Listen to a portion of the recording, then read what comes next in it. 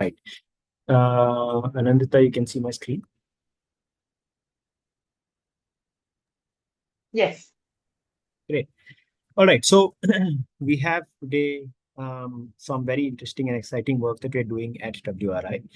Um, so we will be looking at two case studies today, two different, very different cities, the same problem of overcrowding, but two very different approaches. First, we'll be looking at the case of Mumbai, the case study of Mumbai, and then we'll be looking at the case study of Varanasi. Both of them deal with overcrowding, but in very different contexts, right? So in Mumbai, we'll be looking at overcrowding in the context of transit infrastructure, which is the Mumbai local.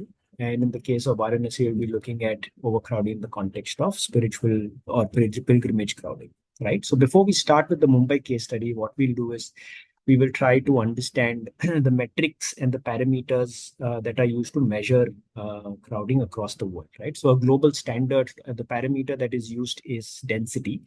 And to determine what is good density and what is not so good density is something called as a level of service, right? So anything that is so as the density keeps increasing, you progress from level of service A through D, right? So level of service A and B are safe densities, and anything beyond C and D becomes increasingly vulnerable and risky, right? So what is optimal density? Optimal density is anywhere between 3 and 4 people per square meter. On the right, you have a visual sort of sense of what different levels of densities look like, right? So you have 4 people per meter square, which is close to optimal, and then you have 7 people per meter square and 12 people per meter square, right? So what is optimal density? It is essentially a density where people can, or it is a crowding level rather, where people have the autonomy to determine their own speed and own direction, right? Vulnerability and risk levels are low and manageable. And as far as your experience of walking in crowd goes, there is no detriment to your experience as such, right? As you go beyond the optimal density, all of these parameters or all of these metrics start deteriorating very, very quickly. So we'll start with the Mumbai case study. This is an image of, for the folks who are from Mumbai, you will recognize this image immediately. It's a spectacular image of CST, or now called CSMT. It was called Victoria Terminus before, but we know that our stations rarely look like this, right? This is a more accurate representation of what our stations look like. Um, and the Mumbai local or the suburban services in Mumbai are called the Lifeline. And the reason they are called the Lifeline is because they've got this really vast network of close to 400 kilometers with a peak hour frequency of services of 3 minutes or under, spanning over about 150 railway stations across the MMR region. And you have 75 lakh people or 7.5 million people daily who depend on this service. Right. The fact of the matter, however, is that the Mumbai local service, the suburban rail network, is over 170 years old. Important stations and important junction stations like or interchange stations like Kurla, Dadar, and Thane are more than 17 decades old. They're as old as as the initial stations of the suburban network itself, right? And therefore, when they were built about a century and a half ago, they were not particularly designed to cater to 7.5 million people daily.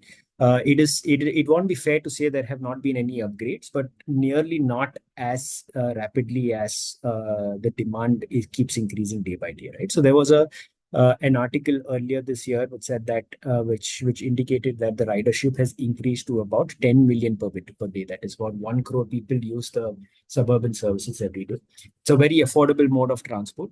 15 rupees or under, you can scale the entire MMR region, right? So you can imagine how stressed the service is. And one day the worst happened in 2017. About 22 people. There was a stampede at a footover bridge at Elphinstone, at the Elphinstone station, a footover bridge at the Elphinstone station. So about 23 people were injured and 23 people died and 39 people were injured. There was a sudden panic among commuters, and a sudden surge in crowding and a sudden panic among commuters. And that panic eventually led to a stampede. Right now, the Western Railways and the Central Railways always recognized that crowding was a problem, but this was the first time that they actually took cognizance of the fact that this needs to be addressed sooner than later, and they started working on specifically on crowding more aggressively. Between 22 and 24, WRI India worked with the Western Railways and the Central Railways to encourage a more science-based approach to understand, interpret, and manage crowding at railway stations specifically. We were not looking at in a vehicle crowding, we're looking at railway station crowding. Now, how did we do this exactly? We developed an in-house algorithm, a machine learning algorithm that does a very simple thing. It takes an image as an input, counts the number of heads or people, and then spits out an output of the number of image of the number of people. Right. So, for example, if this is the image, this is the access station to Bandra. This is the access road to Bandra station. But if this is your input image, the algorithm processes this and throws out this, right? So you can immediately see that there are about 209 commuters, 209 pedestrians, but compared to that, there are about 9 or 10 auto rickshaws, right? So while in both images, you can recognize the need for pedestrian infrastructure, it immediately quantifies the need for better pedestrian infrastructure outside Bandra station, right? So using this algorithm, we wanted to do an experiment with Dadar. So in 2022, we worked with the Western Railways and we got permission to undertake a pilot experiment on one platform on the other station on the Western line. The objective was very clear. The objective was not really to institutionalize or to make crowd counting mainstream, but the idea was to say that if you use technology to count people, and merely counting people can generate a lot of insights that can then inform a lot of investments in infrastructure and service levels. Right. So we got access to 24-hour footages from 6 cameras on platform 4 at the other station. Right. This is what the other station looks like when you look at it from Google Maps. This is where platform 4 is, and this is the southward direction towards Churchgate. This is the platform where we had done our pilot experiment. So when you run the algorithm on 24-hour footages of on 24-hour footage across 6 cameras, this is what you get, right? And we observed that there were 35,000 commuters during peak hours alone, morning peak and evening peak put together, that use platform 4 to board and deboard.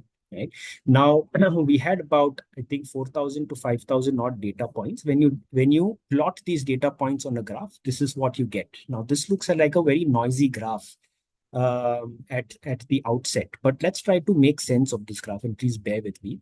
We don't have to understand the entire graph. Maybe we just take a short window, right? We take this five-minute window, and this becomes a little more manageable, right? And you can immediately notice that there are three distinct phases. The first phase is the build-up. So as people are waiting for the train to come in, they slowly sort of shuffle into the platform and wait for the service or the train to come to the platform, right? And then there is a sudden surge. The sudden surge is because of people who exit the train and flood the platform. And then there is a long tail, which is the dispersal. Right. So over the next 2 to 2.5 minutes, people essentially disperse use various exits to disperse from the platform. Right. So let's maybe take a deeper look into dispersal patterns, because this particularly is very important. Now, what we have over here is the image of, or the rendering of platform 4.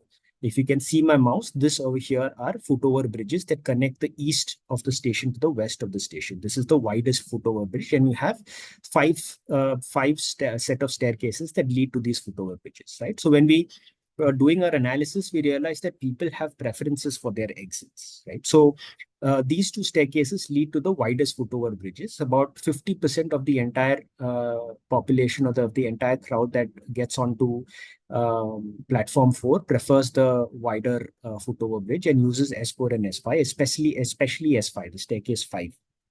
Now, this over here is a table of the average dispersal time it takes for each staircase, right? So the numbers that you see in gray are the time in seconds, is the number of seconds that it takes for people to disperse entirely from each of these staircases. Now, over here, if you recognize the numbers that are marked in green, are more than 180, which essentially means that they take more than 300 seconds. Sorry, they take more than 3 minutes to disperse from to disperse from these staircases, right? What does that mean? Earlier we had said that the frequency at peak hours for the Mumbai local is about 3 minutes or less, right? So essentially, the services are the trains are pouring in more people onto the platform, and they're pouring them faster than they can disperse, right? It sort of creates a compounding impact on crowding metrics. We had seen before what densities mean. And it is what we did was we sampled 11 locations because we specifically did spot densities because considering average densities across the platform wouldn't have been indicative because the crowd sort of spreads throughout the platform, but there are specific bottlenecks or choke points. We wanted to identify these choke points, and therefore we sampled 11 locations. We also saw earlier that anywhere between 3 and 4 people per meter square are ideal or optimal densities. Now, during peak hours alone, the threshold of 4 people per meter square was breached 209 times, and density levels of 7 people per meter square, which essentially is level of service D, which is the most dangerous of its kind, was breached 22 times. What we also did was for different density levels, we captured lived experiences of people. Lived experiences essentially indicate qualitative information to get a sense of what people feel like at different levels of crowding, right? And the 4 parameters we asked for was comfort, safety, security, and perception of time. The difference between safety and security is that safety, we were trying to capture the sense of the chance of injury or the fear of falling, and security is more related to the chance of theft or sexual harassment. Perception of time is if you see a large crowd ahead of you and you want to get out of the station, you think that you're taking longer than you actually will, right? So that is the perception of time. And we plotted the dissatisfaction levels. We did not plot the satisfaction levels. We plotted the dissatisfaction levels for different densities, for different density levels. What you see over here is anything beyond 3 people per square meter, the density level stays consistently high. So pretty much everyone beyond 3 people per square meters is pretty much dissatisfied with their experience, which also incidentally happens to be the optimal density. Right. So, and the outcomes from the Dadar experiment were this, right? So, I mean, like I said, this was merely an experiment to demonstrate the use of technology to count people and the kind of inferences that merely counting can generate. As we saw, a lot of inferences which can then inform infrastructure interventions. But Central Railways heard about our experiment and they asked us to do a station crowding profile for Thane. In addition to that, Central Railways also called us for some sort of infrastructure support for Kalyan station, right? So, I mean, for the folks from the MMR region, specifically for Kalyan, you know that the outstation trains share the same platform or the infrastructure as local services. They wanted to separate the two, but they wanted to make certain decisions based on crowding patterns, and we essentially helped them in generating this evidence that allowed their decision on some sort of infrastructure support. Now, I'm going to stop here for a bit. This is where our Dadar work, or this is where our Mumbai local work ends. Before we move on to the Varanasi case study, maybe it's time. Maybe we can take a short breather and take maybe exactly just 2 questions, right? I'm just going to look at the Q&A. Yes, the survey was taken on a single randomly. I might have missed it, but how were the dissatisfaction levels for this data was gathered, right? So, I mean, so we had done surveys. We had done surveys of people at different density levels. I mean, we were constantly tracking the density levels, and we were taking surveys of people at different density levels, and that is how the data was captured. So we took 4 different parameters, and then we indexed it into one dissatisfaction score, and that is how we plotted the dissatisfaction levels. Right. If there are no more questions, maybe we can move on to the Varanasi case study. I see one more. Was there a study that helped us? Yeah. Was there a study that helped as a guideline for this? Yeah. I mean, so we did a lot of literature review. A lot of this work was done by WRI India. But we did as a benchmark, we did literature review to understand the level of service scale. There is a scale called the fluent scale, which we saw earlier, which is the level of service scale. The only aberration over here is that crowding literature is predominantly done for the Western world, right? So what might appear as a optimal density of 3 to 3.5 people per meter square might actually be slightly higher in South Asian countries, given the body form and the nature of the demography and threshold levels for South Asian communities, right? Great. So I'm going to stop over here and maybe start the Varanasi case study. I see that there are a few more. There are a few more questions, but we'll get to that maybe towards the end of the presentation in the interest of time. Right. So a little bit about Varanasi. It is often said to be the oldest inhabited city in the world.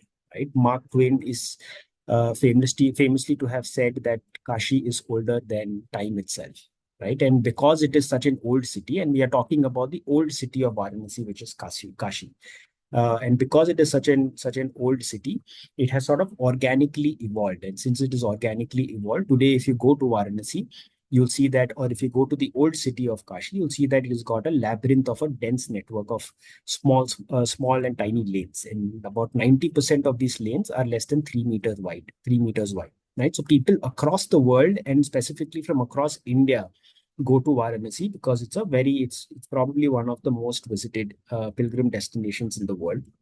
The floating population, which is the tourist population, India and globally, is about 40 times the local population, right? As per official data, in 2024, more than 113 million people across the year came to Varanasi from India and across the world. Right now, 130 million people is about 13 crore people. The local population of Varanasi is roughly around 3 to 3.5 million. That is 30 to 35 lakhs.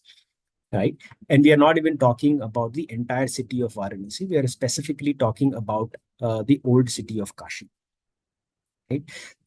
Now, overcrowding is not a unidimensional. It's not a unidimensional problem. Obviously, safety is an issue, but it's got many other sort of peripheral aspects as well, right? Accessibility is another issue. The urban fabric of the city is extremely complex, like I said, with very narrow lanes, and therefore it does not render itself accessible for people with disabilities. And we are not only talking about people with physical disabilities, we are also talking about other vulnerable communities like elderly citizens, pregnant women, small children, etc. And again, going back to the very complex network of streets in Varanasi, which are really tiny, wayfinding becomes very, very difficult. It is not uncommon for someone to get lost in the old city of Varanasi. Right now, having kept that in mind, we launched the Sustainable Cities Challenge. Now, the Sustainable Cities Challenge is a program that has been supported and promoted by the Toyota Mobility Foundation, which essentially seeks to understand the nuances of an urban issue and source private sector innovation to address these issues, right? So TMF essentially over the course of 24 months is investing about $3 million of grant-free capital in Varanasi to pilot some of these innovations which are rooted in technology and human-centered design. And any sort of success from these are likely to be scaled across the city. WRI India and Challenge Works are partners to TMF, and we also have government partners. Now, this effort or this program is championed by the Municipal Commissioner of Varanasi, right? So the government or the local administration is very deeply involved in this work. Right. What we hope to achieve by the end of this program is better navigation, better crowd circulation, behavioral nudges, and improved accessibility. Right. So overall, essentially, what we are rooting for is an improved commuter experience. And the reason this is important right now is because spiritual tourism as a concept is growing very popular in India, and typically also tends to happen in cities that are not built to handle large crowds. Right. So think about it. The Kumbh Mela happened in Prayagraj, which is not a particularly big city. The Kumbh Mela in the next year is going to happen in Nasik. The Rath Yatra happens in Puri. The Kumbh Mela in Ujjain is going to happen in 2028. So these are not particularly cities with a very solid infrastructure for crowd management. Right? Vulnerable groups again form a major part of the demography that visits these cities for spiritual reasons or for pilgrimage reasons. Statistically, 8 out of 10 incidences in India, incidences related to overcrowding in India, happen at religious sites. Right? So between 2023 and now, late 2023 is when we started working on this program, and between late 2023 and now, there have been 9 stampedes in India, 7 of which are attributed to religious crowding. Right, so you can imagine the scale of this. Right. So when we launched this program, 92 enterprises from across the world had submitted their proposal. And today we are working with 5 of them who have successfully piloted their interventions in the city. Right. So these are the 5 companies that we are working with in Varanasi. As you see, we had emphasized on multidisciplinary sort of capabilities that companies can bring it. We were not only looking at technology, but technology is an important component. We are also looking at human-centered design, which includes behavioral nudges, urban design, and urban planning. So for the folks on the call who have not visited Varanasi, maybe it is useful to get a sense of the lay of the land, right? So there are 3 important destinations. The old city of Kashi is about 12.5 square kilometers big. Our pilot precinct is about 2 to 4 square kilometers. Now, in this pilot precinct, there are 3 popular destinations, right? It's not to say that people don't go to other places, but pretty much everyone who comes to Varanasi definitely goes to these 3 places, which is the Kashi Vishwanath temple, which is over here. If you can see my mouse, the Dashashwamedh Ghat and the Kal Bhairav Mandir, right? There are 3 important junctions.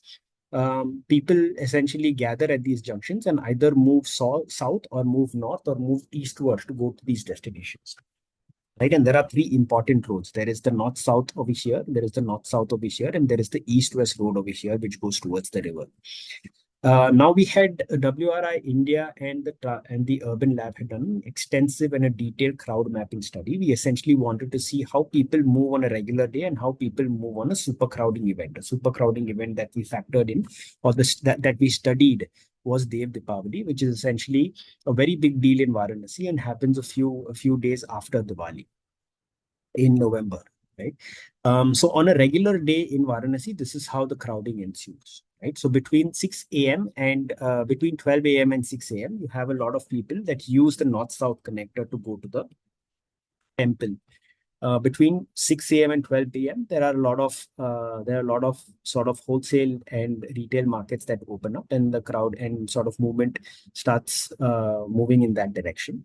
Between 12 and 6 p.m., people start going to the temple again, but also start going to the ghats. And between 6 p.m. and 12 a.m. again in the night, you have a lot of movement that happens along the ghats, right? What happens on a super crowding day, which is Dev Deepavali, is that now Dev Deepavali, for reference, is a festival of the ghats. It's not really a festival of the temple, and therefore there is movement along. There are people who go to the temple. There is a lot of movement that goes towards the ghat from the morning itself, right? And you see that the movement sort of increases towards the ghats and also increases along the ghats.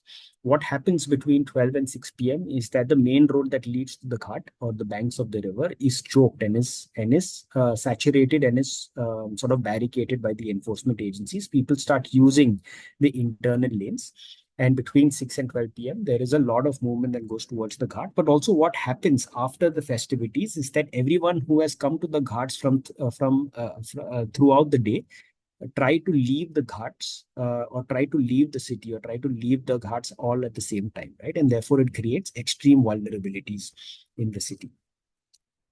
This is for reference what Dev Deepavali looks like. This is the Dashashwamedh Ghat, and this was taken by a drone by the government itself, and this is what it looks like. Right? So you can see when the festivities are over, for so many people to exit the ghat, the ghats become very difficult and precarious. Like the Mumbai case study, we also captured lived experiences for Varanasi. We basically try to understand different archetypes or different profiles of people to understand how they experience crowding. Now, in the old cities, there are generational establishments, families and commercial establishments who have been living there for centuries, right? So some of the problems that they kept complaining about was vehicular congestion and chaos. Muktidam residents. Now, death tourism is a concept that is very popular in Varanasi. Towards their end of the life, people, elderly citizens specifically, come to Varanasi to die. right? And there are these places called Mukti Dhams that host them for the rest of their lives, right? So they typically tend to use these narrow lanes to go to the Ganga or to go to the temple, right? Now, dangerous driving along these smaller lanes by two-wheelers specifically is something that they complained about. And although they are unable to walk, e-rickshaws tend to extort money from them. Wheelchair users or people with disabilities are not even able to get into e-rickshaws. They get into cabs, but cabs also tend to extort money and difficult to navigate, which is no surprise given the complex urban fabric of the old city of Kashi. Tourists from not just from across the world, but also in India have recognized that there or have noticed that a lack of infrastructure for the elderly and noise and chaos. So if you go to Varanasi, especially the old city, you will instantly notice, or the chaos will instantly hit you, right? Now, we'll talk about the outcomes from the Sustainable Cities Challenge. What we will do is we will not go over the solutions of each of these companies. What we'll do is we look at broad principles that were used to implement solutions, right? So intuitive wayfinding is the first. When we were doing our data collection on ground to understand the nature of the problem in Varanasi, wayfinding came out as a very obvious problem, right? So if you look at some of the people that we spoke to, pretty much everyone we spoke to said that wayfinding is a problem. These are local establishments or locals from Varanasi, right? So over here, and I've left them in Hindi because you can almost hear the frustration in their voices, right? If you look at this Poha street vendor, he says, "लोगों को रास्ता बता बता के परेशान हो गया हूँ, किसी किसी को समझाने में 10 मिनट लग जाते हैं." Right? So you can almost imagine how frustrating it is for the locals. And we also spoke to tourists of different kinds. We spoke to regional tourists from South India, and foreign tourists. Regional tourists tend to heavily depend on local knowledge for any kind of directionality. Tourists from South India don't particularly understand the language too much. And therefore, they come in groups, and these don't necessarily have to be groups that are guided by an official guide, but these are also like extended families and friends. Some of them follow Google Maps, some of them ask the locals for direction. Foreign tourists typically come in large groups and have a guide to help them, right? So to address the problem of wayfinding, there was one of our innovators who used a color-coded system, a destination-based color-coded system. This is best witnessed and experienced in transit systems like the metro. If you have ever been to Rajiv Chowk in Delhi, between it is the intersection between the blue line and the yellow line, and you have a similar sort of function, right? So color-coded arrows on the street and graffiti on the walls is what is used as intuitive wayfinding. The reason this we found to be very effective is because it breaks barriers of language, and it's also very intuitive, right? So these are some of the images from what was done in Varanasi, right? So you have blue that goes to the ghat, yellow that goes to the temple, and red indicates an exit route. You also have graffiti on the walls that tell people in which direction they need to go. Behavioral nudges. Now, when you go to the ghat or when you go to the banks of the river, this is what you typically tend to see during the Ganga Aarti sort of festivities. What one of our innovators did is try to use colored strips to indicate an organized seating sort of mechanism for people who sit at the ghat. With minimal sort of nudging and encouragement, people sat on either side of the yellow strips.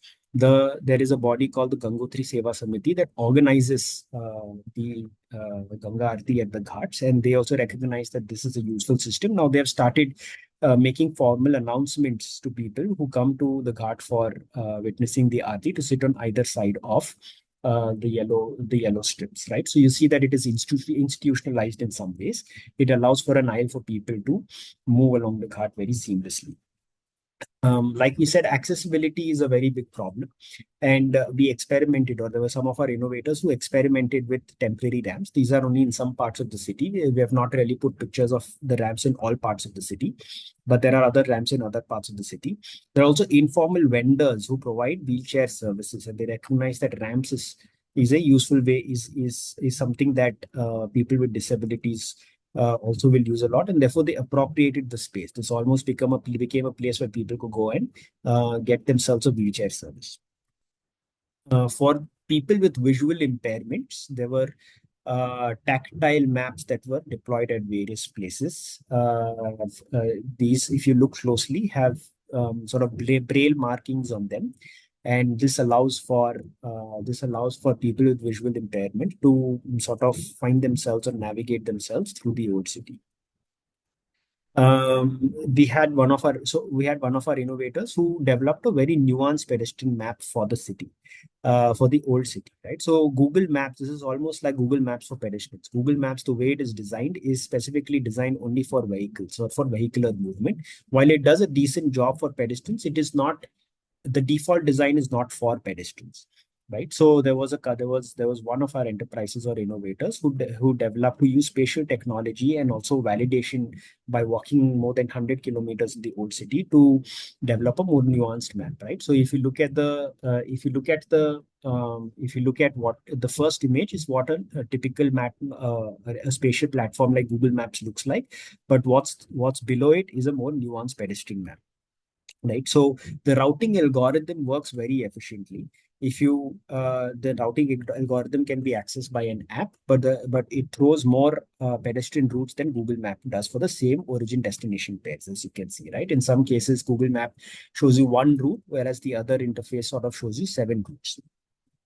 And then finally, we have artificial intelligence for crowd management, right? So this essentially provides a lot of potential for a lot of use cases, or a lot of functionality. Uh, Largely, it uses camera footage as feed, provides sort of density levels at different parts in the city, and as the density starts building, and as the crowd starts building, it throws beyond a certain threshold, it throws these, or it sends these notifications to relevant authorities so that they're informed about growing crowds or growing danger in certain parts of the city.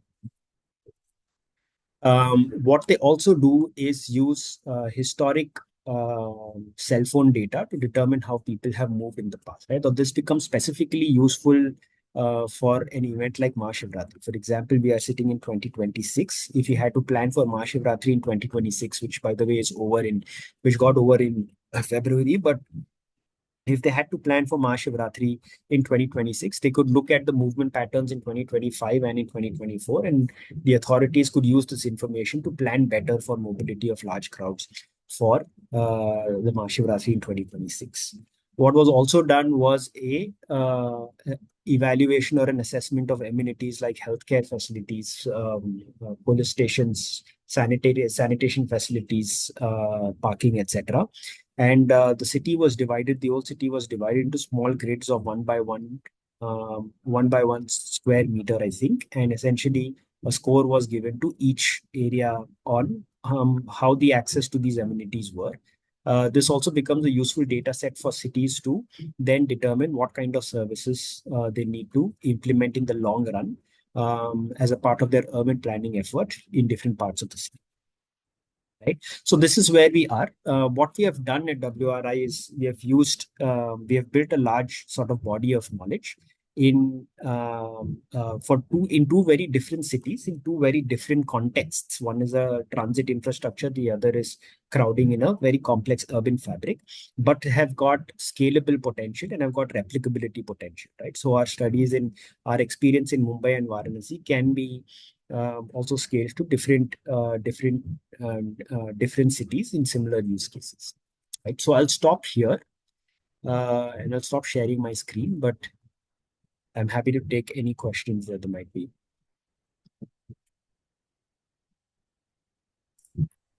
Vishal, we do have a Yes. few questions in the chat. Maybe if you want to start taking those questions from there. Yeah. I'm just looking at questions. There are I about think 7 they are from questions. the Bombay Yeah. part of Yeah. the PPT. Yeah. Yeah. Feel free to include questions that you might have on both the Bombay and the Varanasi piece, right? But what is the impact of weather data? The other station, when it is raining heavily and when it is dry, is completely different. I agree. And it's not necessarily only the other station, it is pretty much all stations within the suburban network.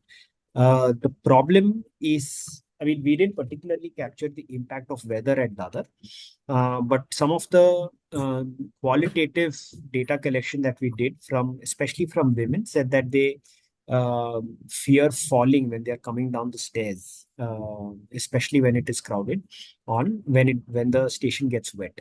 right? So we don't know what the exact nature of this impact of weather is, but it does definitely have impact. For Varanasi, we have one of our innovators who is capturing uh, thermal comfort and air quality data and look at its and sort of evaluate its impact on crowd.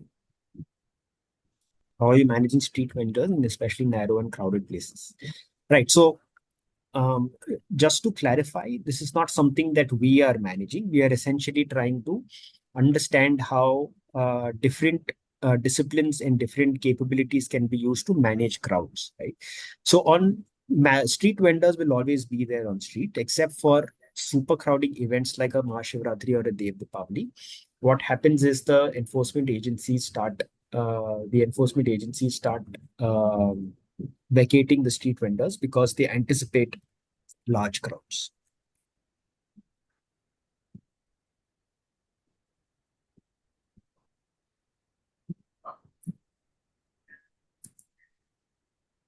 Right. I'm just going to keep going through the questions. We have one hand raised. Yeah, all the questions that you've already answered, I've marked them as answered in the chat as well, so that you're able to see. Yeah. Yeah. So I'm unmuting Sachi Pathak. All right.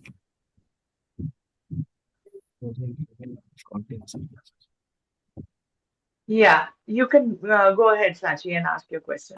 Yes, sir. So, coincidentally, I'm also from Varanasi. I'm staying in Bangalore right now, and now Okay. I'm an inhabitant of Bangalore. So, I'm more concerned about Bangalore. My question would be like this issue of I had asked you about the street vendor thing, but in our case also the street vendors regulation, I mean organization is a problem. We know how to, I mean it starts with a civic issue, it ends as a social issue. So Right. I would like to know how you guys are handling it. I mean it's a slightly sensitive thing again. And you know how to we are having I mean many places we are having narrow streets crowded at the same time. I'm not talking about any occasions as such, but in general, how do you manage street vendors? So I'll keep the response to this kind of short, Sachi, because I don't think it is entirely related to the subject, right? But there is an intersection of livelihood and safety in this. While street vendors might be perceived as a menace, but they also provide a lot of sort of intangible services to people, especially for women. They provide an intangible service called eyes on street because of the presence of people and the other populations that they serve because of their activity. It sort of increases safety parameters, right? That being said, they I mean a lot of cities have tried to organize street vendors outside of transit stations.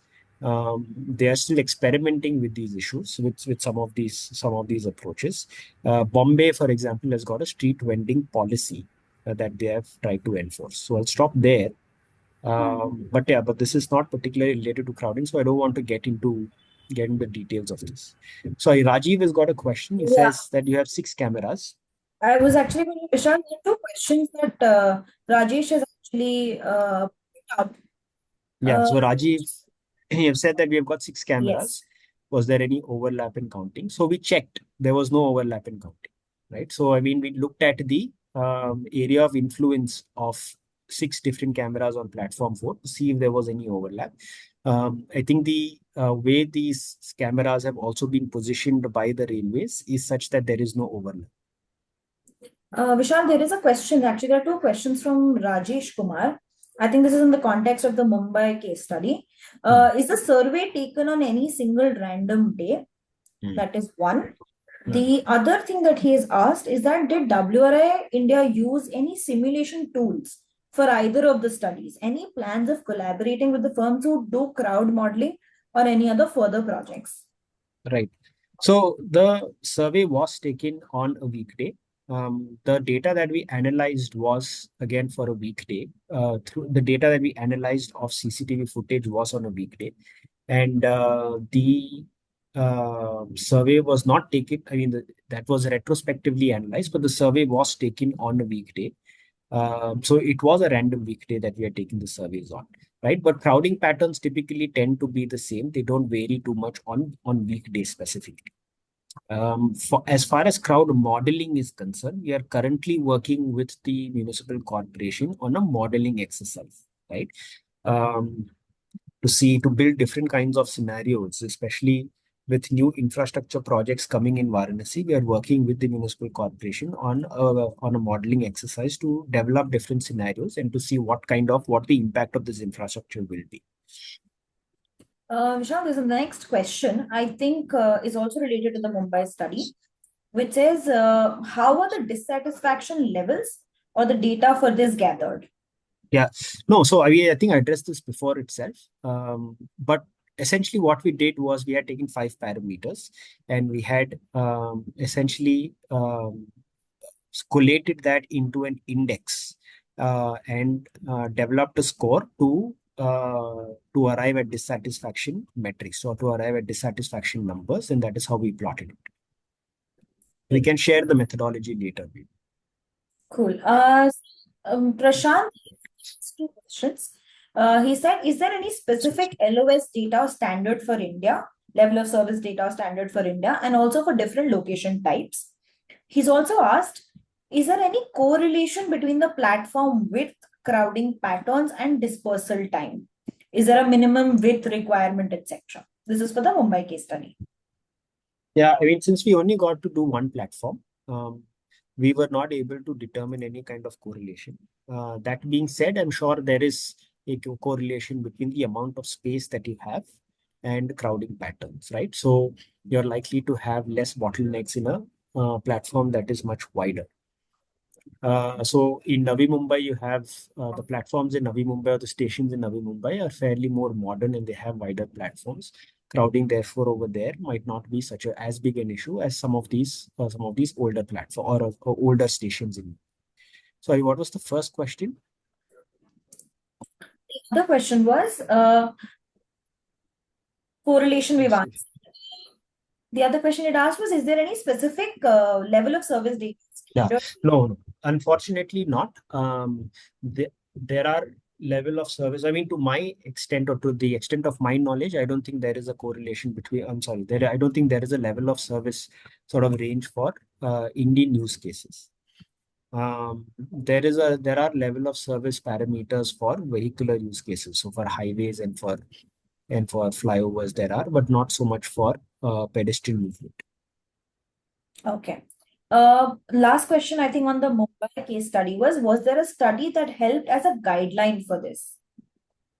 Right. I think I took this also, but I think we used we did in our literature review, we had seen the Fluence case study. But like I said, a lot of this literature was for Western use cases from the Western world. There's almost nothing for South Asian countries.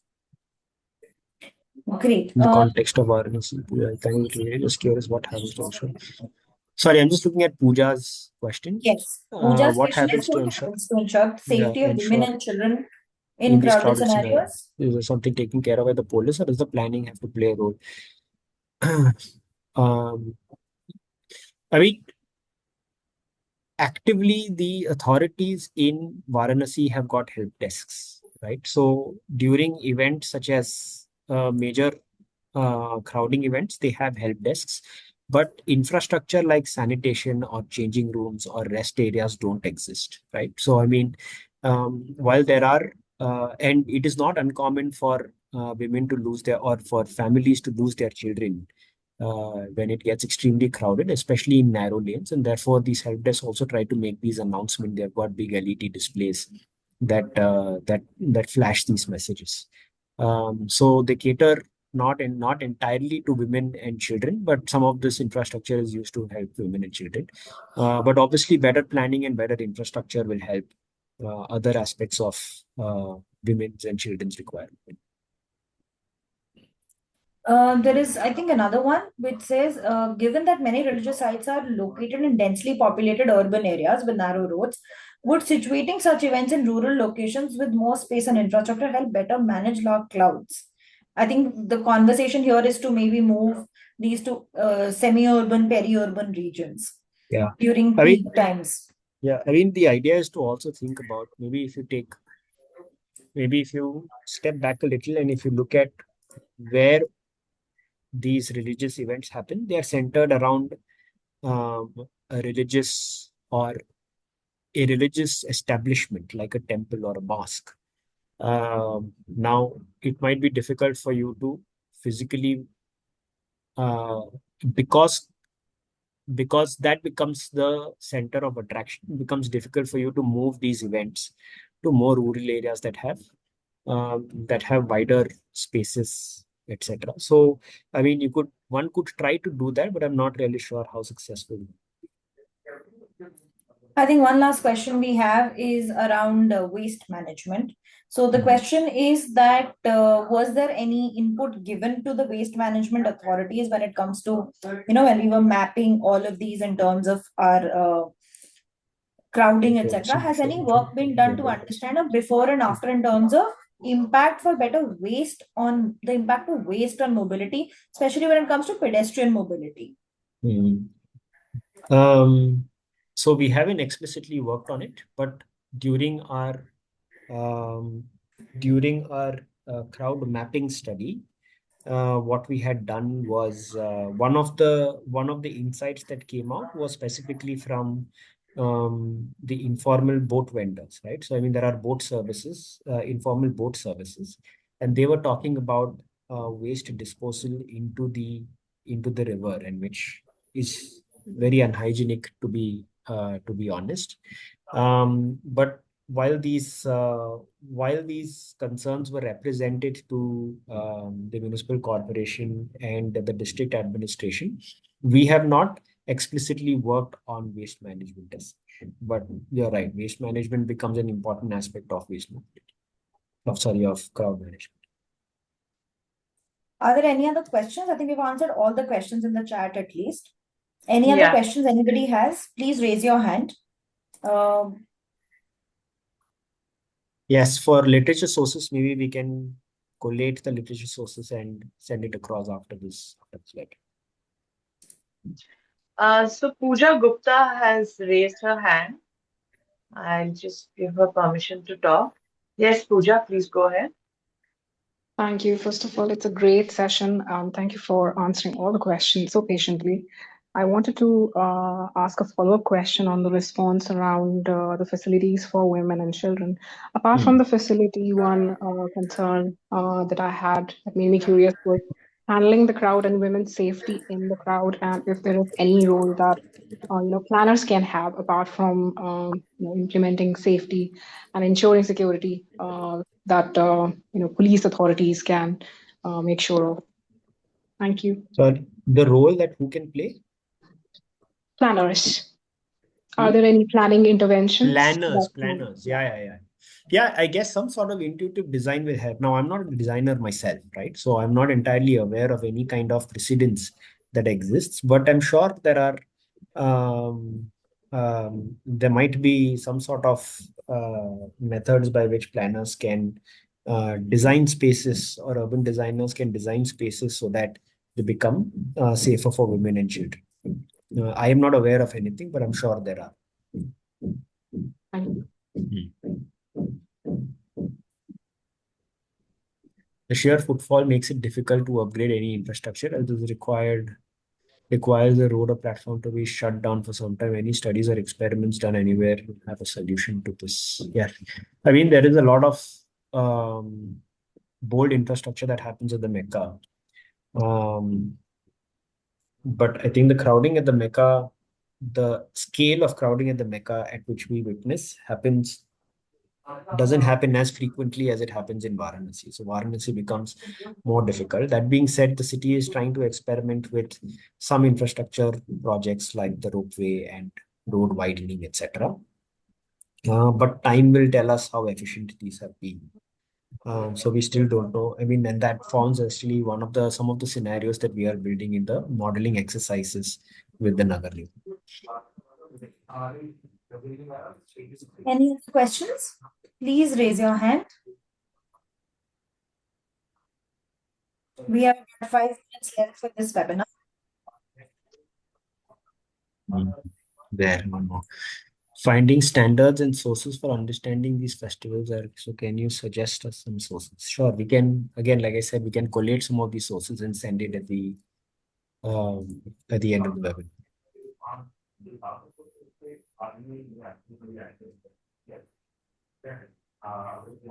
No more questions? Yeah, if we do not have any more questions, then we can Can we get get the the PPT? we Um, will send a recording of this. Yeah. yeah, we can You will send a send a recording. recording of the on the session. webinar. Can frequency of or coaches trains could be an increase to manage crowds in Mumbai, or is it a huge technical challenge? I think increasing in frequency of Yeah. coaches.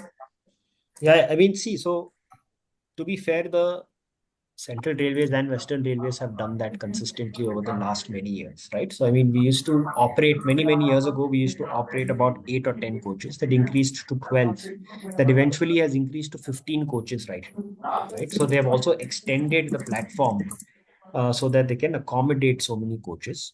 The frequencies were not always three services per, were not always one service for every 3 minutes. Right? They brought it down to this. So they're working fairly efficiently now. Um, but I guess one of the ways of addressing the problem of overcrowding is to increase frequencies and services, is to increase frequencies and increase the number of coaches. But I'm not entirely sure if the MUTP or Western Railways and Central Railways is planning to do that. That definitely is one of the ways, but it's got its own challenges. With the current infrastructure, I think they have exhausted the length of the train and also the frequency of their services.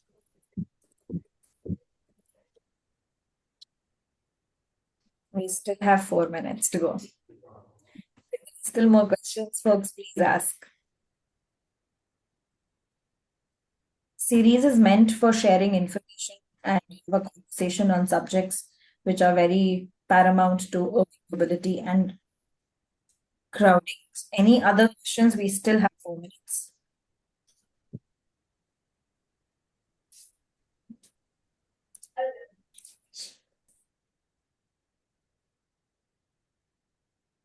Oh shit!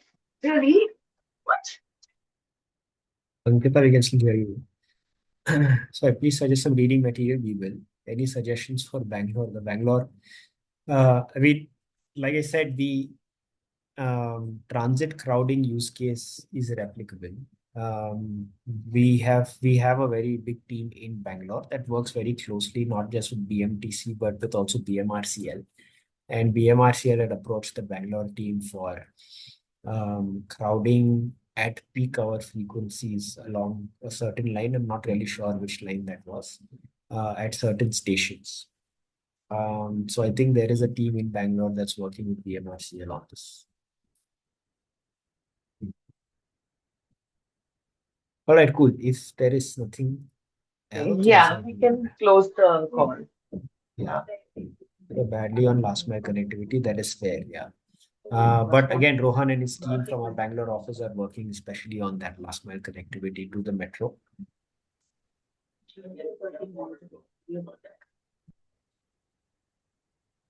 Currently, I'm working on a festival project where I'm trying to come up with some percentages like modal share. People